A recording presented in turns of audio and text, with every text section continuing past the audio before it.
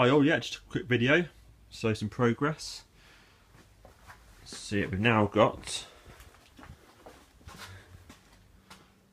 car jacked up, obviously all the wheels off, some covers on the interior to stop it getting damaged or some sort of needing in and out.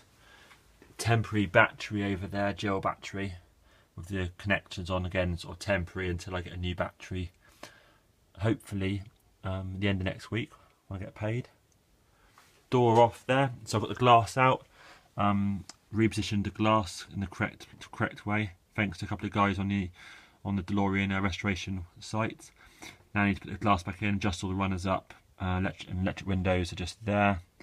Unfortunately the torsion bar on that left passenger, so the right hand side passenger door is broken, which is this part here, which is extremely expensive and all that, which is a massive shame, gutted, but that's just where it goes. So I have to get one of those next year when I get a load of cash. But so for now I'll just have to try it, well, I'll just have to have one door open rather than two, but at least I know it opens.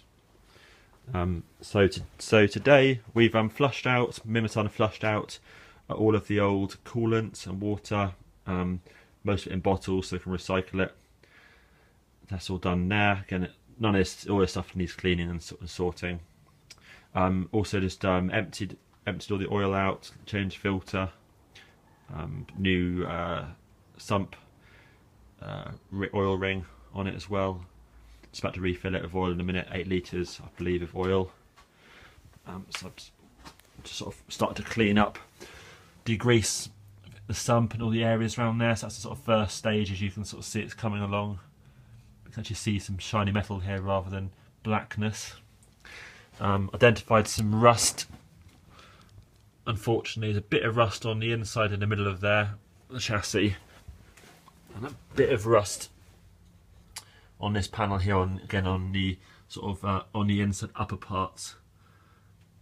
So yeah, it's definitely requires some skill from some welder there in the future, which is definitely a shame. Yep. So I think I might need to take off that door panel again actually in order to better put the tighten up the bolts down here for the runner, which I kind of forgot about that. We've got the covers on here which I think could potentially stop the snow and the rain getting in there in Canada and stopping the blades, sort of mechanisms from freezing potentially, or maybe they're just to look good, I don't know, but that's what they are. And I want to take out the spare wheel in a minute and then have a look at the fuel pump and the fuel system and see what sort of condition that's in, replace the fuel filter which is towards the back of the car with a new unit there. And there we go, that's the work so far, but just a massive shame about that torsion bar. That's absolutely gutting.